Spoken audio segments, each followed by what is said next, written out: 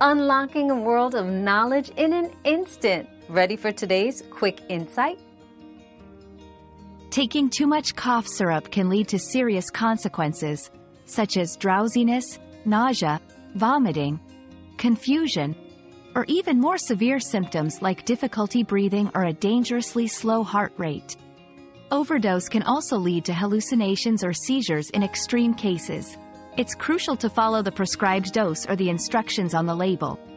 If an overdose is suspected, seek medical help immediately or contact a poison control center to ensure prompt and appropriate care.